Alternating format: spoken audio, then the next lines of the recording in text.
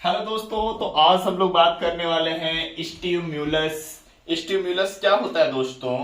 Stimulus होता है मौद्रिक और राजकोषीय नीतियों का मिश्रण। मीन्स की कॉम्बिनेशंस या फिर mixture of monetary policy and fiscal policy को हम लोग क्या कहते हैं? स्टिमुलस। स्टिमुलस क्या होता है दोस्तों?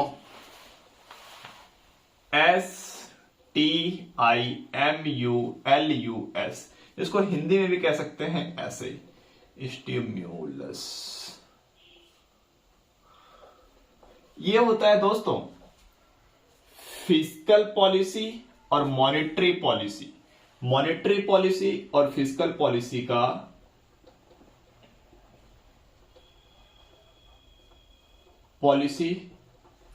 और फिस्कल पॉलिसी का कॉम्बिनेशन। फिस्कल, फिजिकल नहीं, फिस्कल पॉलिसी दोस्तों। तो मॉनेटरी पॉलिसी क्या होता है? रेट ऑफ इंटरेस्ट और लिक्विडिटी को मार्केट में लाया जाता है। अब इसका प्रयोग सरकार क्यों करती है?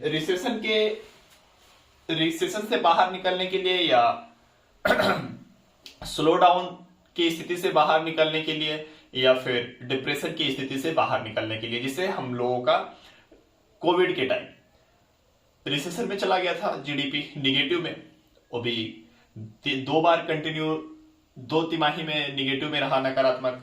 तो उस स्थिति में सरकार ने इसके साथ साथ इसका भी प्रयोग किया। कैसे? देखिए, इसमें क्या होता है, रेट ऑफ इंटरेस्ट को कम कर देना और क्या होता है दोस्तों, लिक्विडिटी को बढ़ा देना। लिक्विडिटी क्या होता है? लिक्विडिटी की हिंदी होती है तरलता, और इसमें क्या होता है, रेट ऑफ इंटरेस्ट, ब्याज दर। तरलता क्या होता है? जैसे मार्केट में पैसे को बढ़ा देना। मार्केट में पैसा कैसे बढ़ाया जाता है, ये सब डिटेल में बात करेंगे हम लोग नेक्स्ट वीडियोस में। और रेट ऑफ इंटरेस्ट क्या होता है? रेट ऑफ इंटरेस्ट को कम किया जाता है, लिक्विडिटी को बढ़ाया जाता है, रेट ऑफ इंटरेस्ट को कम किया जाता है। क्यों? अब जैसे मान लीजिए कि किसी को कार लेनी है, और कोविड का टाइम से थोड़ा 2-3 महीने बाद की बात है। अब कार लेना है या फिर कोई चीज फाइनेंस करवाना है, तो उस कंडीशन में रेट ऑफ इंटरेस्ट अगर हाई रखेगी गवर्नमेंट, तो कोई कार खरीदेगा? कहेगा अभी तो यार 10% का रेट ऑफ इंटरेस्ट चल रहा है, हम नहीं खरीदेंगे, आगे खरीदेंगे जब रेट ऑफ इंटरेस्ट उसका कम हो जाएगा।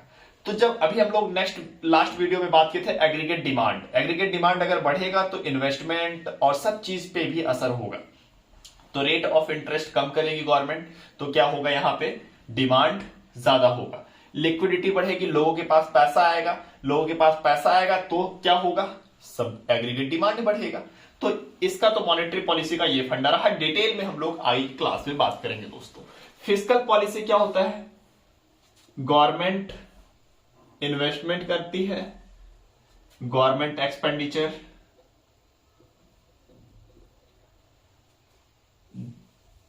टैक्स और सब्सिडी। क्या होता है दोस्तों? इन्वेस्टमेंट सब्सिडी बोलिए, ज्यादा अच्छा रहेगा। इन्वेस्टमेंट सब्सिडी और टैक्स होता है दोस्तों। ये तीनों में से टैक्स को कम करेंगे हम लोग और गवर्नमेंट एक्सपेंडिचर बढ़ाएंगे। लास्ट वाले वीडियो में बात किए थे जब हम लोग केन्सियंस थ्योरी पढ़ रहे थे। क्या था केन्सियंस थ्योरी? केन्सियंस थ्योरी ये बोल रहा था कि AD is equal to C plus I plus G plus X minus M। यहां पे C consumption, I investment, G government expenditure और X एक्सपोर्ट, M इंपोर्ट था दोस्तों। यहां पे अगर गवर्नमेंट एक्सपेंडिचर बढ़ा दे रहे हैं तो एग्रीगेट डिमांड भी बढ़ रहा है दोस्तों। देखिए, तो मंदी की स्थिति से निपटने के लिए मांग को क्या करना पड़ेगा, बढ़ाना पड़ेगा। जब मांग को हम बढ़ा देंगे दोस्तों, तो टैक्स क्या करना पड़ेगा, कम करना पड़ेगा। अब मान लो हर चीज में तुम टैक्स लगा रहे हो यार, तो कैसे काम चलेगा, नहीं चल पाएगा ना। तो टैक्स को क्या करना पड़ेगा, कम करना पड़ेगा। इन्वेस्टमेंट सब्सिडी क्या करनी पड़ेगी, बढ़ानी पड़ेगी। Investment subsidy in the sense, कोई इन्वेस्ट कर रहा है तो उसको बोलो कि हम सब्सिडी देंगे, ऐसा नहीं कि उसके ऊपर टैक्स लगा दो। कोई इन्वेस्टमेंट कर रहा है, अगर फॉरेन FDI वगैरह हो रही है तो ये और ये दोनों का मिश्रण ही क्या कहलाता है हमारा दोस्तों, स्टिम्युलस। नेक्स्ट आता है GFCF, gross fixed capital formation. GFCF क्या होता है उसके बारे में बात करते हैं। GFCF का फुल फॉर्म होता है दोस्तों gross fixed capital formation. Gross fixed capital formation को डिटेल में बात करेंगे और समझेंगे इसका मतलब क्या होता है। यूपीएससी यहां से भी क्वेश्चन पूछा है दोस्तों। ये टॉपिक कोई उतना इंपॉर्टेंट नहीं था, बट इनसे लिंक था हम लोग का रोड मैप क्या होगा उसकी मैंने बात कर डाली है अभी तक। तो अब हम लोग बात करने वाले हैं दोस्तों GFCF। GFCF क्या होता है? GFCF मीन्स की ग्रॉस फिक्स्ड कैपिटल फॉर्मेशन। इसका मतलब होगा कि ग्रॉस फिक्स ऐसा संपत्ति जो फिक्स्ड हो, ठीक है, सकल निर्गत पूंजी उत्पादन, इसका मतलब ये हुआ। जैसे फिक्स का मतलब इसमें क्या क्या हो सकते हैं, जैसे रहने के घर,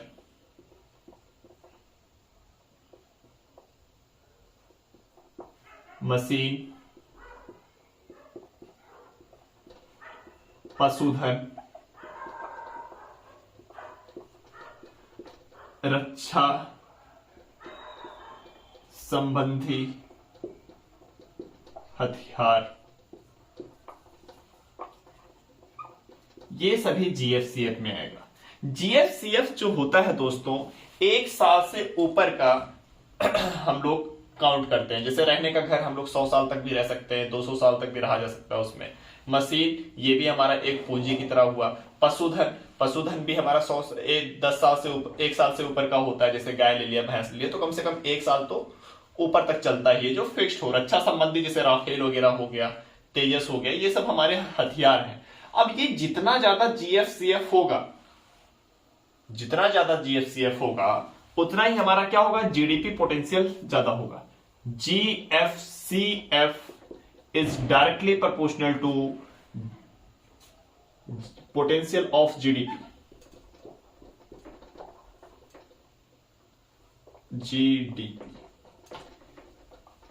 मीन्स कि अगर आप GFCF को बढ़ा रहे हैं, रक्षा संबंधी हथियार को बढ़ा रहे हैं, पशुधन को बढ़ा रहे हैं, मशीन को बढ़ा रहे हैं, रहने का घर बढ़ा रहे हैं, तो हमारा GDP क्या होगा। भारत की स्थिति ये है दोस्तों, सबसे ज्यादा रहने के घर हैं, क्योंकि हर कोई जैसे ही पैसा इनकम करता है तो क्या करता है, सबसे पहले सोचता है कि रहने का घर होना चाहिए, वो भी शानदार घर होना चाहिए। तो सबसे ज्यादा इंडिया में क्या है लोगों के पास, रहने का घर है, फिर मशीन है, फिर पशुधन है, फिर अच्छा संबंधित जो सीक्वेंस है वही है।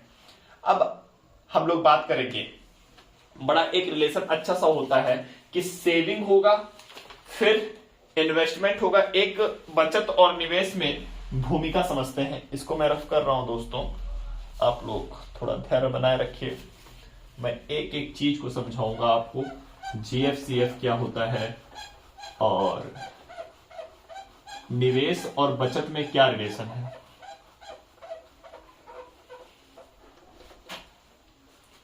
Role of saving and investment. तो दोस्तों होता क्या है कि कोई बंदा है सेविंग करेगा, पहले क्या करेगा, सेविंग करेगा, फिर क्या करेगा, वो इन्वेस्टमेंट करेगा। जब सेविंग करेगा तभी इन्वेस्ट करेगा वो। फिर क्या होगा, कैपिटल फॉर्मेशन होगा।